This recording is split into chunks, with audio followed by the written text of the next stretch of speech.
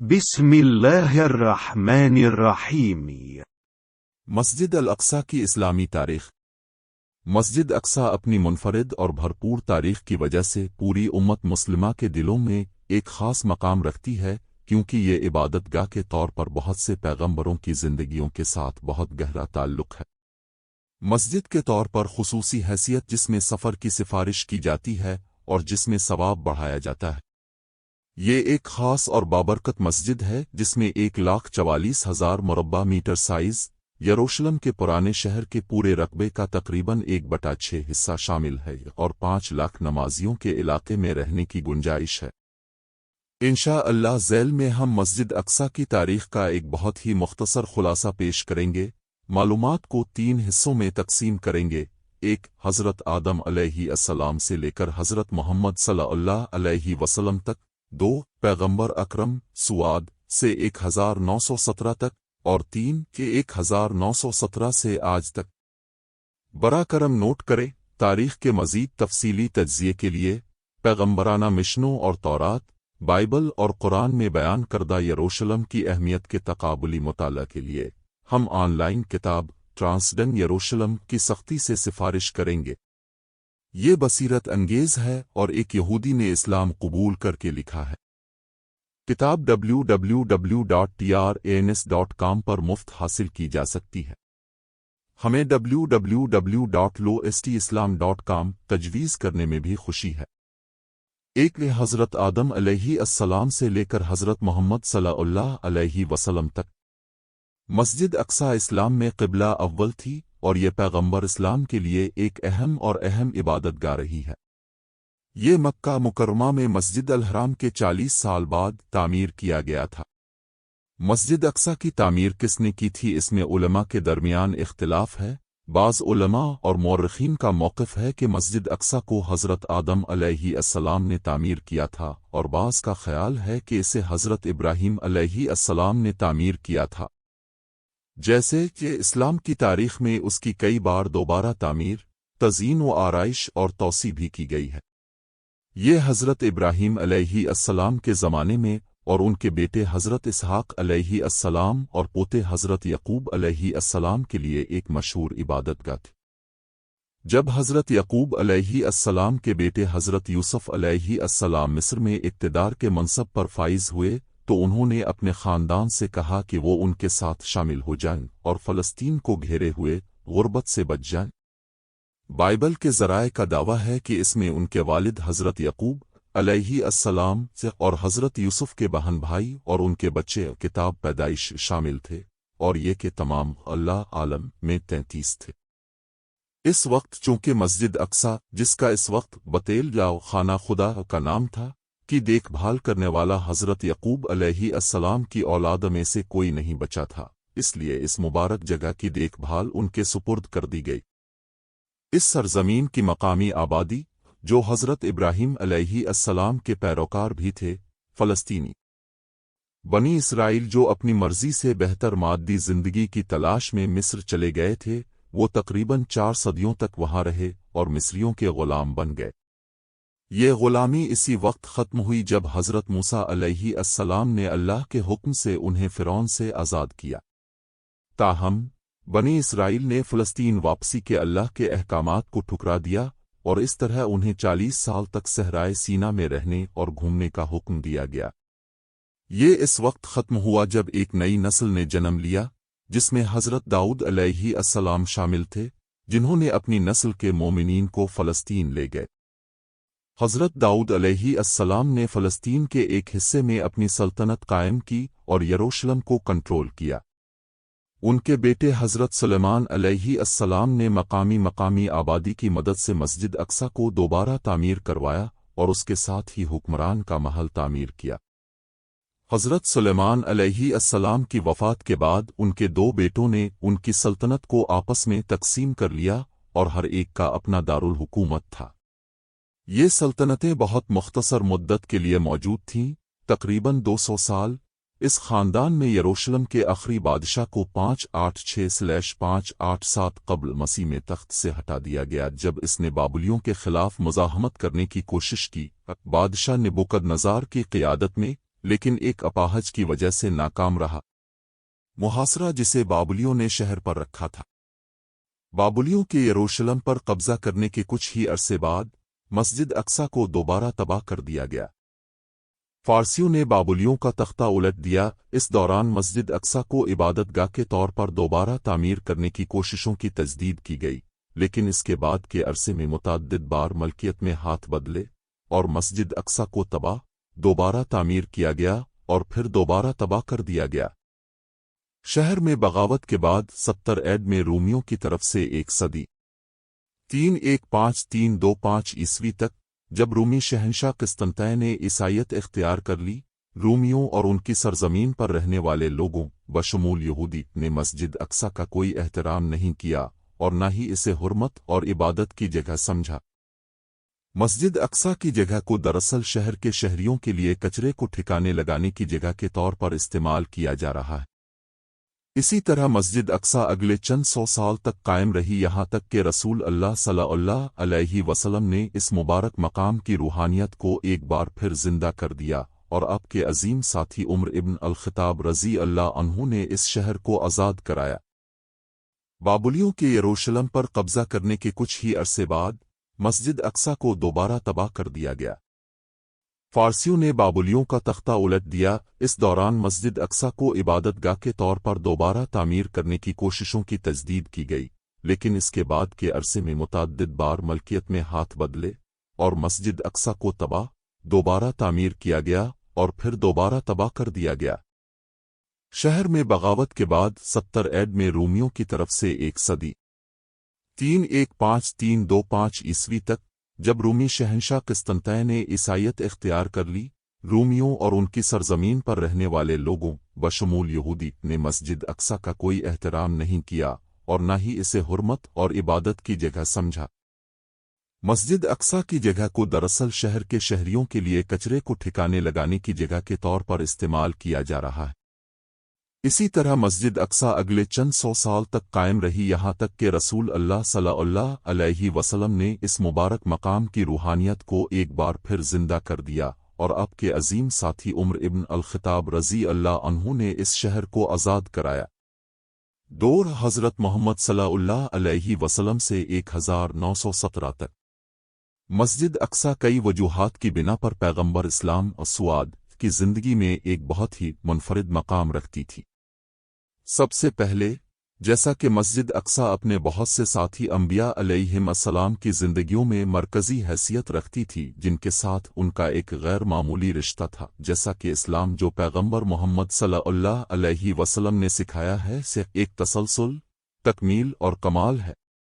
توحید کے دین اور پیغام کی تبلیغ اللہ کے تمام انبیاء بشمول حضرت آدم علیہ السلام، حضرت نوح علیہ السلام، حضرت ابراہیم علیہ السلام نے کی، جن میں سے حضرت محمد صلی اللہ علیہ وسلم اپنے بیٹے اسماعیل علیہ السلام کی اولاد میں سے تھے، کہ حضرت موسیٰ علیہ السلام، حضرت داؤد علیہ السلام، حضرت سلیمان علیہ السلام اور حضرت عیسیٰ علیہ السلام کے چند نام لے لیں۔ مسجد اقصی بھی تعریف کے اعتبار سے ان کی زندگی اور دل میں مرکزی مقام رکھتی تھی۔ اس کے علاوہ 2 ہجری 623/624 عیسوی تک نبی اکرم صلی اللہ علیہ وسلم نے اپنی نماز کے لیے مسجد اقصی کی طرف رخ کیا۔ اگرچہ ان کی زندگی میں مسجد اقصی کی اس قدر اہمیت کی سب سے یادگار وجہ یہ ہے کہ یہ وہ جگہ تھی جہاں اسراء کی رات اپنے سفر کیا تھا، اور یہی وہ مقام تھا جہاں سے اپنے آسمان پر معراج کی تھی۔ احادیث کی کتابوں میں ہمیں معلوم ہوتا ہے کہ رسول اللہ صلی اللہ علیہ وسلم رات کو قباء کی زیارت کے لیے تشریف لے گئے اور سو گئے۔ پھر جبرائیل علیہ السلام نے اسے بیدار کیا اور اسے براق نامی پروں والے سفید درندے کے پاس لے گئے۔ یہ براق پر تھا کہ نبی صلی اللہ علیہ وسلم نے پھر یروشلم کا سفر کیا، ایک سفر جس میں عام طور پر 40 دن لگتے ہیں، صرف ایک اہم رات میں۔ یروشلم پہنچ کر رسول اللہ صلی اللہ علیہ وسلم نے مسجد اقصی کے مقام پر تمام سابقہ انبیاء سے ملاقات کی اور ان کی امامت فرمائی اور پھر معراج پر آسمان کی طرف روانہ ہوئے۔ اسرا کا سفر ایک ایسا اہم موقع تھا کہ اللہ تعالیٰ نے قرآن پاک میں اس سفر سے متعلق آیات نازل فرمائے۔ پاک ہے وہ اللہ جس نے اپنے بندے کو راتوں رات مسجد الحرام سے مسجد اقصی تک کے سفر پر لے جایا، جس کے اطراف میں ہم نے برکتیں رکھی ہیں تاکہ ہم اسے اپنی کچھ نشانیاں دکھائیں۔ بے شک وہ سب کچھ سننے والا اور سب کچھ دیکھنے والا ہے۔ 17 رسول اللہ صلی اللہ علیہ وسلم کی وفات کے بعد اسلام کے دوسرے خلیفہ، جو رسول اللہ صلی اللہ علیہ وسلم کے قریبی ساتھی بھی تھے، عمر بن الخطاب داخل ہوئے اور رحم کے ساتھ یروشلم کو آزاد کرایا، 40,000 صحابہ کے ساتھ۔ اس وقت کے عیسائی رہنما کی دعوت خون بہائے بغیر اور شہر کے اندر رہنے والوں کی جان، مال اور عبادت گاہوں کے تحفظ کی ضمانت کے ساتھ جو وہاں رہنا چاہتے تھے۔ جیسا کہ عمر کی شخصیت اور خصوصیات صحیفوں میں پیش گوئی کی گئی یروشلم کو آزاد کرنے والے سے بہت قریب سے مشابہت رکھتی تھیں، اس لیے شہر کے لوگوں نے اس کی حکمرانی کو قبول کرنے میں جلدی کی۔ جیسا کہ پہلے ذکر کیا گیا ہے کہ جب وہ 637/638 عیسوی میں مسجد اقصی کے مقام پر پہنچے تو انہیں نماز کی جگہ نہیں ملی، بلکہ زمین کا ایک پلاٹ ملا جسے بنجر چھوڑ دیا گیا تھا اور اسے کوڑے کے ڈھیر کے طور پر استعمال کیا گیا تھا۔ رومیوں یہ دیکھ کر اس نے اپنے ہاتھوں سے کچرے کو ہٹانے اور مسجد اقصی کی تعمیر نو کی ذمہ داری لے لی۔ عیسائی اور یہودی دونوں عمر اور مسلمانوں کی آمد اور ان کی عادلانہ حکومت سے خوش تھے۔ 691/692 عیسوی میں عبد المالک بن مروان نے چٹان کی چوٹی پر، جسے آج کل ڈوم آف دی راک کے نام سے جانا جاتا ہے، تعمیر کرنا شروع کیا، جس کے بارے میں بعض کا خیال کہ یہ وہ جگہ تھی جہاں سے نبی اکرم صلی اللہ علیہ وسلم نے آسمان کی طرف معراج کی تھی۔ تاہم یہ واضح رہے کہ اس پتھر کی اہمیت اس وجہ سے ہے یا نہیں، اس کی اصل اہمیت مسجد اقصی کی حدود میں ہونے اور اس وجہ سے مسجد اقصی کا حصہ ہونے سے حاصل ہوتی۔ مسلمانوں نے 1099 عیڈ میں مسجد الاقصی کو صلیبیوں کے ہاتھوں کھو دیا اور اس کی تاریخ کے سیاہ ترین اور خونی دنوں میں سے ایک کا شکار ہوئے۔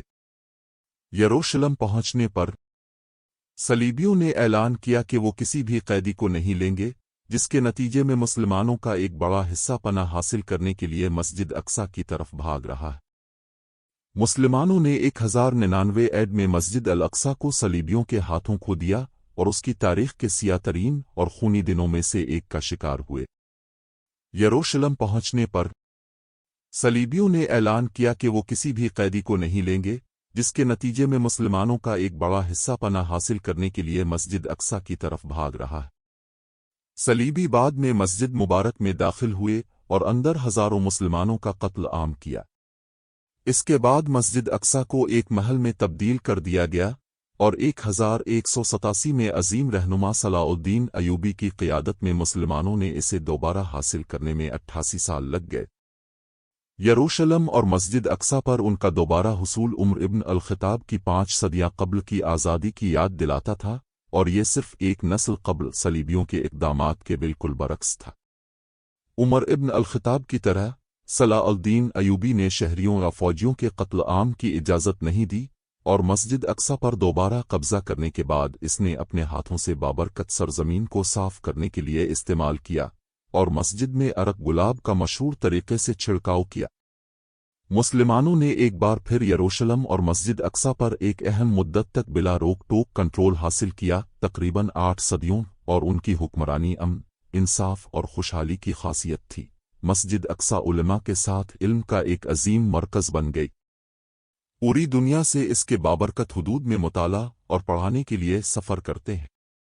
تقریباً اس پورے عرصے میں عیسائیوں اور یہودیوں کو تحفظ فراہم کیا گیا اور اہل کتاب کی حیثیت سے ان کے حقوق کا احترام کیا گیا۔